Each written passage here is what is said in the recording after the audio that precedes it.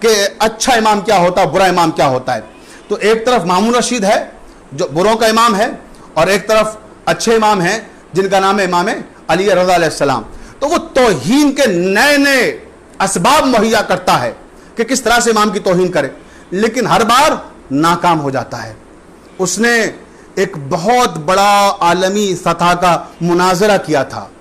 उस मुनाजरे में कोई मजहब दुनिया का ऐसा नहीं था जिसके बड़े से बड़े आलिम को मामून रशीद ने अपने दरबार में मुनाजरे के लिए न बुलाया हो। और जब ये जवाब नहीं दे पाएंगे तब हम कहेंगे कि अरे आप तो लोगों की इमामत करते हैं और आपके पास एक सवाल का जवाब भी नहीं है। इस मुनाजरे में क्या हुआ, रासल जालूत जो बहुत बड़ा आलिम है और बेमिसल आलिम था अपने ज़माने का, उसे बुलाया था मामून रशीद ने, और उसने ईसाई मसलक की नुमाइंदगी करते हुए सवालात कायम किए थे। और यहूदियों का आलिम जासलिक, उसको बुलाया था, उसने सवालात कायम किए थे। इसी तरह से तमाम मज़ाहिब व मसालिक के उलमा के दरमियान जब यह मुनाजरा हुआ था तो हिंदुस्तान से भी एक अहले हुनूद का, हमारे हिंदू भाइयों का आलिम गया था। तवज्जो चाहता हूं, बस वो गुफ्तगू आज मुझे करना है कि हमारे हिंदुस्तान से कौन गया था इस मुनाजरे में शिरकत करने के लिए, जिसमें पूरी दुनिया से लोगों को मामून रशीद ने बुलाया था। इस तरह से मुख्तलिफ मराहिल इल्म के ऐसे अहले हुनूद में भी है। उनके यहाँ पंडित है, संत है, महंत है, शंकराचार्य है, मुख्तलिफ उनके यहाँ भी इसी तरह के शोबे हैं इल्म के। तो यहाँ से शंकराचार्य जो सबसे बड़ा आलिम होता है अहले हुनूद का, जैसे हमारे यहाँ गोया मर्जा की जो हैसियत है, उनके यहाँ उस तरह से शंकराचार्य, तो वो यहाँ से उस मनाजरे में शिरकत करने के लिए गए। अब ये वाक़या मैं कहाँ से पढ़ रहा हूँ, मैं उसका रेफरेंस भी दे दूँ, क्योंकि बग़ैर रेफरेंस के लुत्फ़ नहीं आएगा। ऐन मुमकिन है कि लोगों के जहन में ये सवाल कायम हो जाए कि भी कहाँ से पढ़ दिया, तो कहाँ से पढ़ दिया वो भी सुन लीजिए। मैं अर्ज़ करता हूँ, इस वाक़े को बहुत से लोगों ने लिखा है, लेकिन मैं जहाँ से पढ़ रहा हूँ मैं उस किताब का हवाला देता हूँ आपको, और उस लिखने वाले का हवाला देता हूँ। वो ईरान के बहुत ही बड़े फ़लसफ़ी हैं, मीर फिंदे रिज़की। ये बहुत बड़े फ़लसफ़ी हैं, और न सिर्फ फ़लसफ़ी हैं, शायर भी हैं, और न सिर्फ शायर हैं, इल्म रियाजी के माहिर भी हैं। इन्हीं ने अपनी पूरी ज़िंदगी दो जगहों पर गुजारी, या तो अस्फ़हान में या हिंदुस्तान में। तो ये रिसर्च वर्क के सिलसिले में जब हिंदुस्तान आए तो अभी ये बयान कर रहे हैं मीर फिंदे रिज़की इस वाक़े को। इनका नाम है सैयद अबुल कासिम मूसवी, जो असली नाम है। ये कहते हैं कि जब मैं हिंदुस्तान विज़िट पे आया, दौरे पे आया, क्योंकि मैंने अर्ज़ किया कि इनका वक्त ज़्यादा हिंदुस्तान में गुजरा या ईरान के शहर अस्फ़हान में गुजरा। तो जब ये यहाँ आए रिसर्च वर्क के लिए, यहाँ हिंदुस्तान हमारा इल्म व अदब का मरकज़ रहा है, बड़े बड़े उलमा यहाँ पर आते रहे हैं। अल्लामा अमीनी ने भी जब अपनी किताब अल-क़दीर लिखी थी वो भी हिंदुस्तान आए थे, और हिंदुस्तान क्या लखनऊ आए थे, और लखनऊ में नासरिया लाइब्रेरी में उन्हीं ने इस्तिफ़ादा किया था अल-क़दीर लिखने के लिए।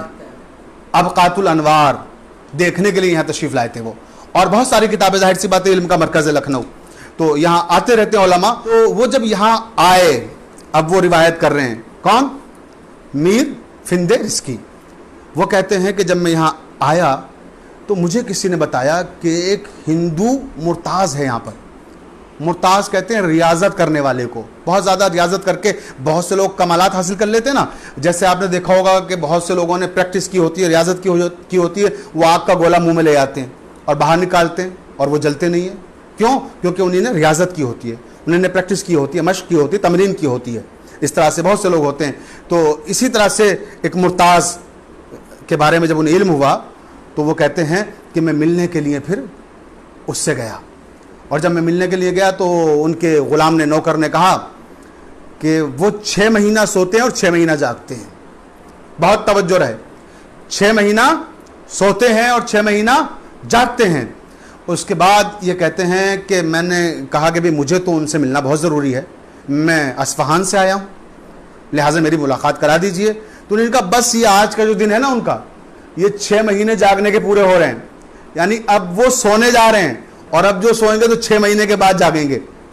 तो कहा कि खुदा के लिए मुझे मिलवा दो, इसलिए अगर वो सो गए तो फिर तो 6 महीने बाद जागेंगे और मैं यहाँ 6 महीने इंडिया में रुक नहीं सकता, मुझे ईरान जाना है, तो इसलिए मुझे किसी भी कीमत पर मिलवा दो। कहा ठीक है, हम बात करते हैं। तो मीर फिंदे रिस्की कहते हैं कि उनके नौकर ने जाकर उन्हें बताया कि कोई ईरान से, अस्फहान से मुलाकात के लिए आपसे आए हैं और उनका चेहरा बड़ा नूरानी है। तो इन्हीं ने कहा अच्छा ठीक है, उनको बुलाओ, उनसे मिलने के बाद सो जाएंगे हम। अब वो बुलाया गया, मीर फिंदे रिस्की पहुँचे और जब ये पहुँचे तो इन्हें देखने के बाद फ़ौरन उस मुर्ताज़ ने, उस शंकराचार्य ने कहा कि भाई आपके बारे में तो हमारे नौकर ने कहा था कि आपका चेहरा बड़ा नूरानी चेहरा है, मगर ऐसा तो कुछ भी नहीं है। आपके लिए उसने कहा था कि मिसले खुर्शीद चमकता है आपका चेहरा, मगर मेरी निगाहों में तो एक खुर्शीद बसा हुआ है। कहा क्या मतलब? कहा कि मेरी इमाम अली रज़ा अलैहिस्सलाम से मुलाकात हुई थी।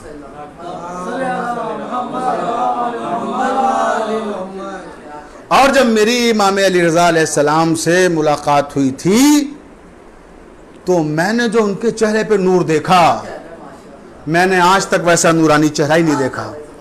अब जब कोई कहता है कि नूरानी चेहरा है तो फिर मेरे जहन में फौरन वो चेहरा आ जाता है। तो जब मैं उस चेहरे को देखता हूं तो मुझे कोई चेहरा नूरानी नहीं लगता, तवज्जो चाहता हूं। तो उसने कहा कि भाई इमाम अली रज़ा की मुलाकात आपसे कैसे हुई? वो तो 1000 साल पहले शहादत पा चुके हैं और आप आज के ज़माने में।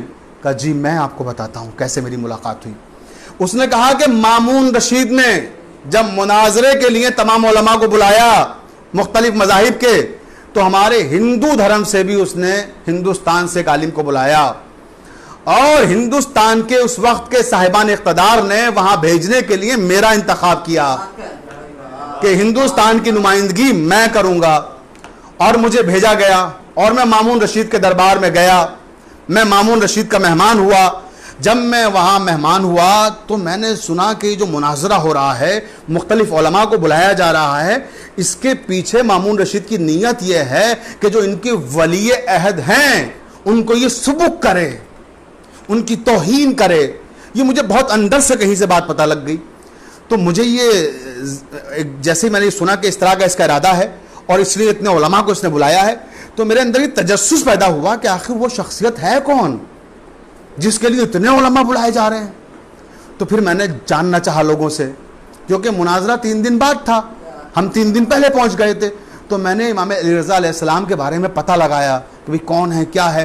तो उनके बारे में पता लगा, बड़ी नूरानी शख्सियत हैं, बड़ी इरफानी शख्सियत हैं, इल्म का मौजे मर्तबा समंदर हैं। तो मैंने जब ये सब सुना तो मेरे दिल में उनके लिए एहतराम पैदा हो गया, मेरे दिल में उनके लिए मोहब्बत पैदा हो गई। और जब मामून रशीद के दरबार में मुनाजरा हुआ तो मैं उस वक्त दरबार में मौजूद था जब रासल जालूद सवाल कर रहा था इमाम से, जब जासलीक सवाल कर रहा था, मैं दरबार में मौजूद था और एक के बाद एक उलमा सवाल कर रहे थे। मेरा भी नंबर आया। मामून रशीद ने कहा कि हिंदुस्तान से आप तशरीफ़ लाए हैं, आप हिंदू धर्म की नुमाइंदगी कर रहे हैं, आप भी कोई सवाल पूछें।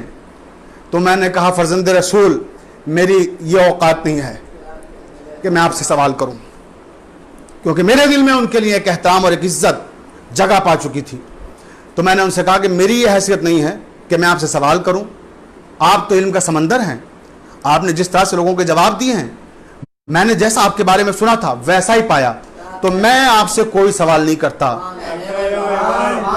सुभान अल्लाह, तवज्जो चाहता हूं। देखें आप, जैसे उसने जुमले कहे तो अब ये शख्स कहता है मुर्ताज कि उसके बाद जब दरबार बर्खास्त हो गया और ये मुनाजरा ख़त्म हो गया तो इमाम अली रज़ा अलैहिस्सलाम ने मुझे इशारे से अपनी तरफ बुलाया और जब मैं इमाम के पास आया तो इमाम ने मेरे सीने पे हाथ रखा और सीने पे हाथ रखने के बाद कहा कि तुम्हारे दिल में इमाम की इज़्ज़त है, तुम्हारे दिल में इमाम की मोहब्बत है और तुमने उस वक्त जब हर आदमी हमसे सवाल कर रहा था, तुमने इसलिए सवाल नहीं किया क्योंकि तुम हमारी इज़्ज़त और मोहब्बत में डूबे हुए थे।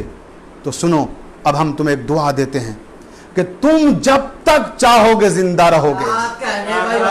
भाई तवज्जो चाहता हूं, मौत तुम्हें छू नहीं सकती उस वक्त तक जब तक तुम खुद ना चाहो मरना।